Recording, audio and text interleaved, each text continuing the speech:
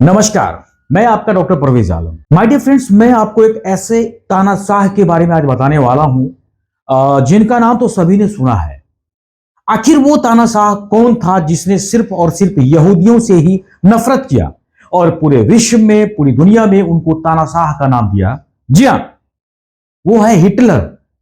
यहूदियों से क्यों नफरत करता था ये हिटलर? आखिर क्यों उसने, क्या वजह थी जो कि उसने तकरीबन 60 लाख लोगों को कत्ल कर दिया था? जी हां, आइए जानते हैं, वीडियो को लास्ट तक देखना है। हिटलर जर्मनी का वो तानाशाह नेता था जिसे लोगों ने चुनकर अपना नेता बनाया था। हिटलर ने गैर यूरोपियन लोगों के खिलाफ भावना भड़काने का काम किया था। जी हां, इजराइल और चरमपंथी संगठन हमास के लड़ाकों के बीच तकरीबन 2 महीनों से जंग जो है जारी है। अभी तक जंग जो है बिल्कुल स्थगित नहीं हुआ, रुका भी नहीं है। दोनों तरफ से बमबारी की बात करें तो बिल्कुल किसी भी समय बमबारी हो जाती है और मासूम लोगों की मौत भी हो रही है। जी हाँ, अब तक इस युद्ध में तकरीबन 5000 से ज्यादा लोगों की मौतें भी हो चुकी है। इस जंग के बाद इजराइल और वहां पर रहने वाले यहूदी जो है वो काफी चर्चा में है। माय डियर फ्रेंड्स, एक बार बताऊं मैं आपको, यहूदी की बात करते हैं तो यहूदियों का इतिहास भी काफी दिलचस्प रहा है और दर्दनाक भी रहा है, जिसके बाद उन्होंने दुनिया में खुद को मजबूत करने का काम किया है। और आज की बात करें तो इजराइल तमाम दुश्मनों से घिरा होने के बावजूद भी बिल्कुल एक सुरक्षित पिलर की तरह स्टैंड है, खड़ा है। आज हम आपको यहूदियों के उस नरसंहार के बारे में बताने जा रहे हैं जिसे हिटलर ने खुद अंजाम दिया था।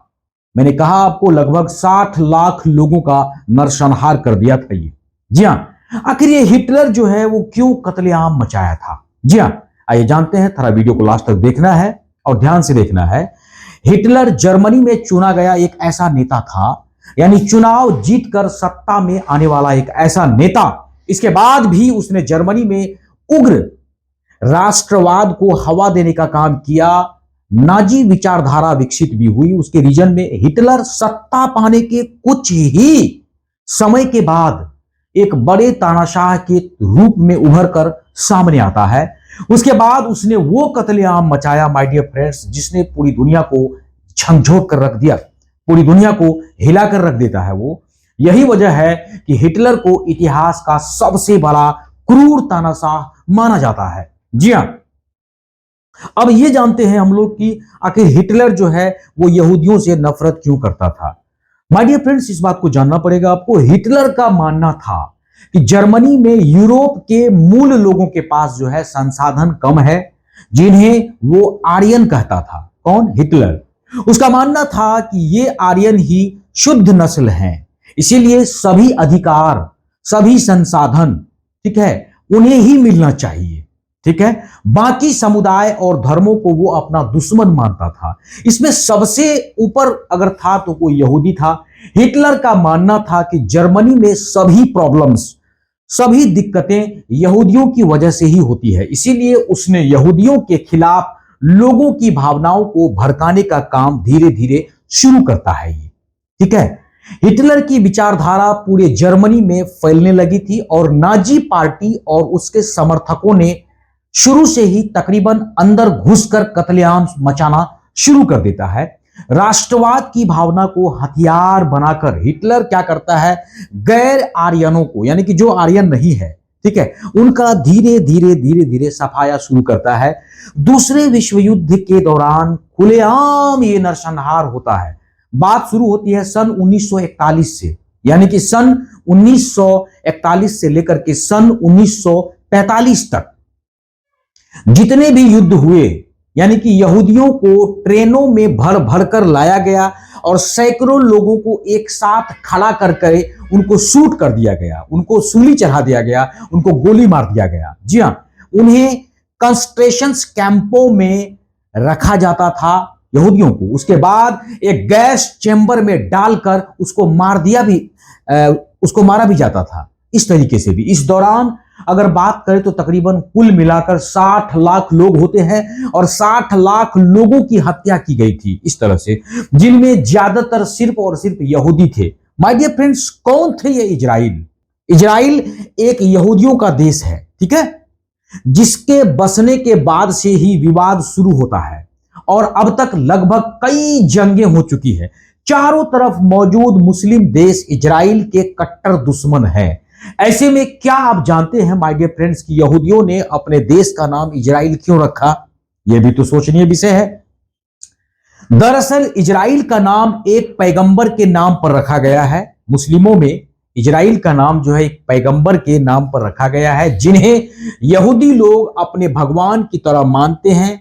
ठीक है, ऐसा माना जाता है कि पैगंबर हजरत इब्राहिम से ही यहूदी धर्म की शुरुआत होती है। ठीक है, जिनके बारे में कहा यह जाता है कि एक वंशज का नाम इजराइल था। इन्हीं के नाम पर यहूदियों ने अपने देश का नाम इजराइल रख दिया। इसका नाम याकूब भी था। ठीक है, अब देखो, मान्यता यह भी है कि इजराइल के तकरीबन 12 बेटे थे। ठीक है, जिनमें से 12 अलग अलग कबीले बन जाते हैं। इनमें सबसे पहला बेटा का नाम यहूदा था, जिसे जुराह भी कहा जाता था। इसके बाद इन्हें मानने वाले लोगों को यहूदी कहा गया था। साथ ही साथ अंग्रेजी में यहूदियों को ज्यूडिश कहा जाता था, ज्यूडिश। आपको बता दें कि हजरत इब्राहिम अलैहिस्सलाम को यहूदी, ईसाई और मुस्लिम तीनों ही अपना सबसे बड़ा पैगंबर मानते हैं। मैं भगवान तो नहीं कहूंगा, उनको पैगंबर मानते हैं। पैगंबर का मतलब यह होता है मैसेंजर ऑफ गॉड, भगवान का दूत, खुदा का दूत। इसके बाद यहूदी हजरत मूसा अलैहिस्सलाम को अपना आखिरी पैगंबर मानते हैं। ठीक है, मूसा अलैहिस्सलाम को यहूदियों का व्यवस्थाकार बताया जाता है उसको। ठीक है, उन्होंने पहले से चली आ रही एक परंपरा को स्थापित कर इसे एक धर्म के तौर पर लोगों के सामने में परोसता है।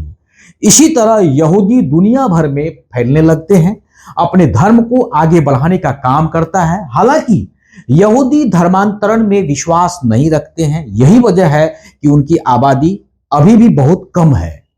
तो आई होप दोस्तों, जानकारी आपको अगर अच्छा लगता है तो कम से कम कमेंट में एक बार थैंक यू जरूर बोलना है और वीडियो को लास्ट तक देखना है। ज्यादा से ज्यादा लोगों को शेयर करना, लाइक करना है और जिसने सब्सक्राइब नहीं किया सब्सक्राइब करना है, बेल आइकन का बटन दबाना, ताकि इसी तरह की तमाम बूम और जो ज्ञानवर्धक वीडियोस है आपको मिलेगा, अपने आप मिलेगा। तब तक अगले वीडियोस का कीजिए इंतजार। जय हिंद, जय भारत।